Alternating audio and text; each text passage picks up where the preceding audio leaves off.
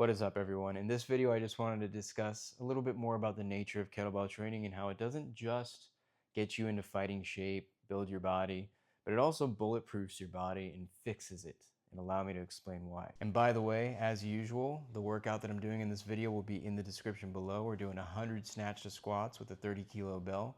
Quite the challenge. So, what got me into all this in the first place? Maybe you've heard this story, maybe not. I'll run through it really quick, but basically, it was a shoulder injury early in my life. And throughout my whole life, I always had little joint pains. I always had lower back problems. Like, even when I worked out in high school, I would never squat, never deadlift, not because I wanted to avoid working my legs, but because I would just always feel tightness in my lower back pain.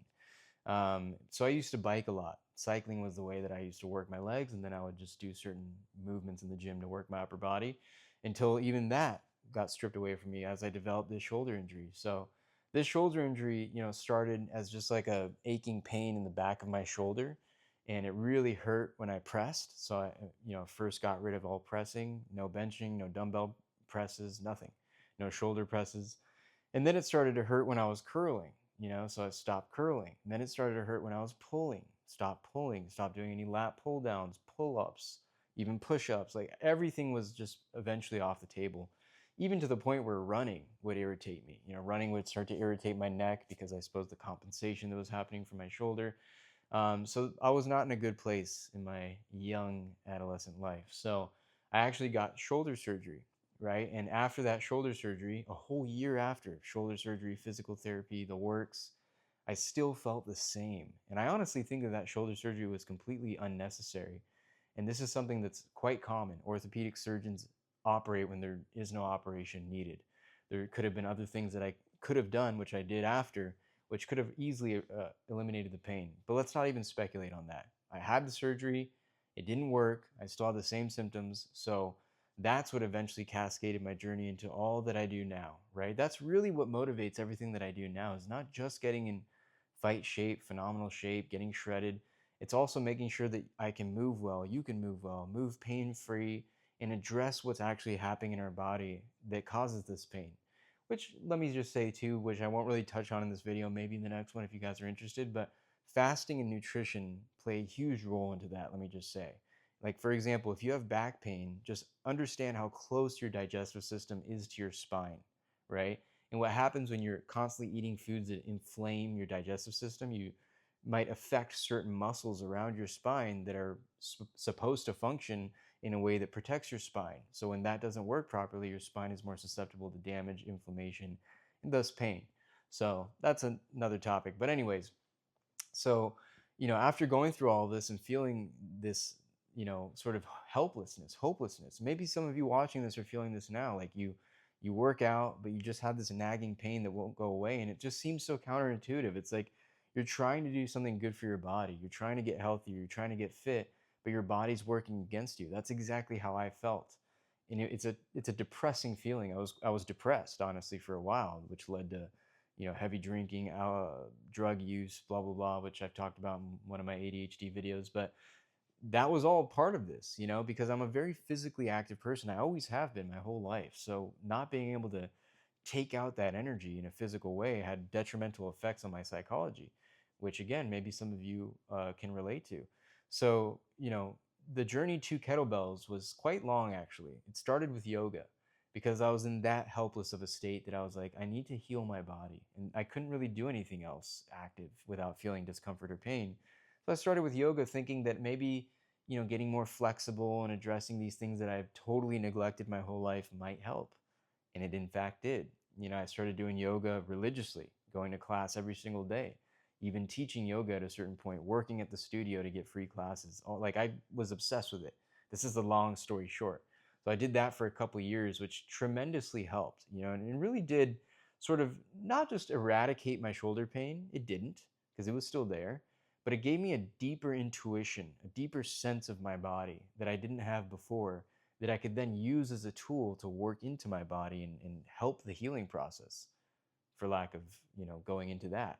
And then eventually, once I started to feel a little bit better, a little bit like my shoulder pain was in more control, I had more control over it. I got into more calisthenic type stuff, pull-ups, push-ups, handstands, trying to do things that I believe were more functional, ways of moving my body and building my body that would actually assist the way that I moved and promote the integrity in my joints and my overall structure, right?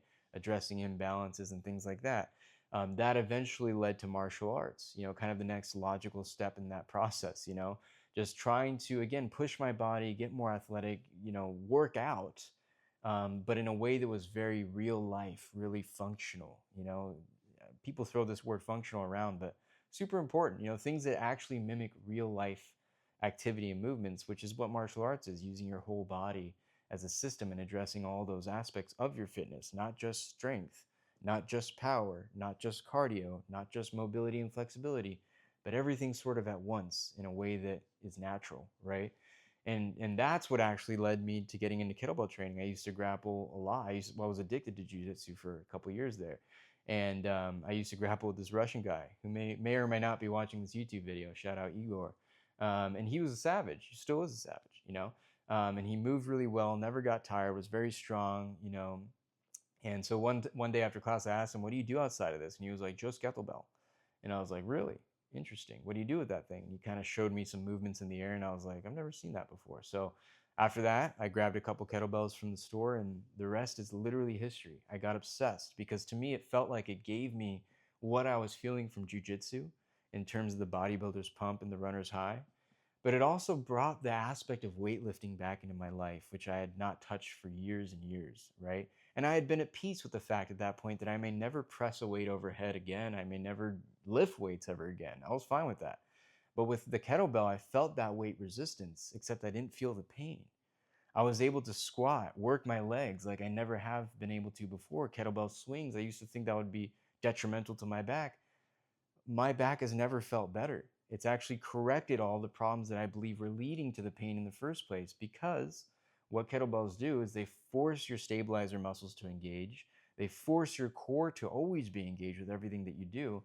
And especially when you do single kettlebell workouts like you're seeing me do in this video, you are addressing neuromuscular imbalances between your right and left sides, involving stability, coordination, and those things work in conjunction to not only, again, build your body and get you into fighting shape, but to correct these sort of postural issues that eventually lead to pain and injury.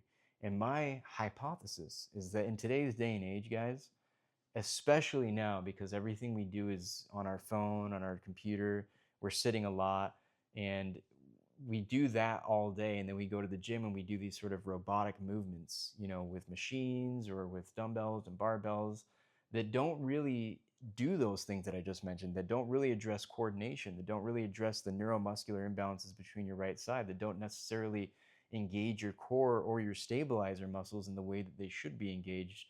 And thus you injure yourself because you're going from a place of not moving functionally all day to pushing your body hard and loading it in ways that it's not really supposed to be loaded, in unnatural ways.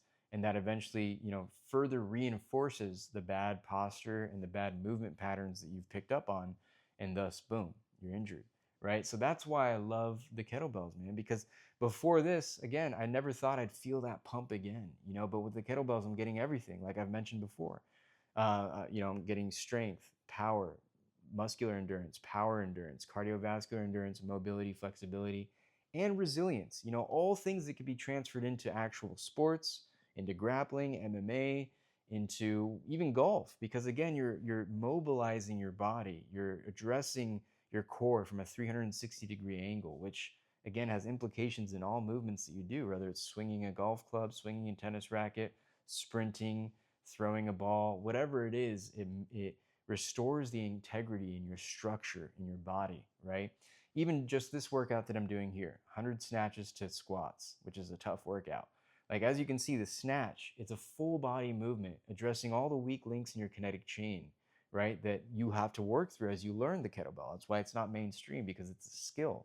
As you learn it, your body becomes a reflection of that learned skill. You're literally teaching your body how to move again properly, how to generate power in the most efficient way, right? That's, just the snatch, for example, just one of the movements that do that. And then into the squat that you see me do, right? Stabilizing with my opposite side core, we're working one side of our body, which is very unique. We typically don't do that. And this is all really unique to the kettlebell, right? Because of the way it's designed, the physics of it. Because of it, you don't have to go too heavy relative to your body weight. You're never putting this weight directly on your spine. And you're being extremely explosive, but your feet are never leaving the floor. So you're not negatively pounding on your joints. You're actually bolstering them, building them up. So all of this works in conjunction to, again, not just build muscle, not just build power and cardio and endurance, but also to mobilize your body and do so under load, which sort of accelerates the process of adaptation, right? So it's this sort of unique aspect of the kettlebell, because what I'm doing in this video, for example, you can't do with anything else. You can sort of do it with a dumbbell, but it's not going to hit the same. It's not going to work the same stabilizer muscles. It's not going to work your core as hard. It's going to be more of something you muscle through versus something that you develop technique for, right? Because of, again, the physical design of the kettlebell. So what I found, what the kettlebell has done for me, is it's almost like combined the aspects of yoga, cardio, and weightlifting. It's like those three things had a baby. That's the kettlebell. And I don't have a lot of patience. I don't have a lot of time. So I'm not somebody who wants to sit around and do all these physical therapy workouts while I'm getting a weightlifting routine, while I'm having a cardio routine, while I'm having a mobility routine. Like, all of these things take a lot of time. But what I found is the kettlebell addresses all of these things. It's almost like having a physical therapy sort of practice built into your workout, making it a holistic practice for your body, right? So you're addressing all of these things at the same time in no longer than 30 to 45 minutes. Getting 100 reps of snatch to squats with a decent weight, I'm using 30 kilo in this video, is tough, right? You're getting a phenomenal workout. You're definitely building muscle. You're definitely shredding fat. You're raising your metabolic rate.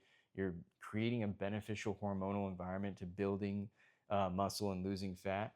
And you're addressing all of these sort of imbalances and weaknesses through your core, your stabilizers, that eventually lead to bad posture and pain, which again is absolutely necessary in today's day and age, where these things are completely neglected and we are losing these natural sort of human functions, these movement patterns, right?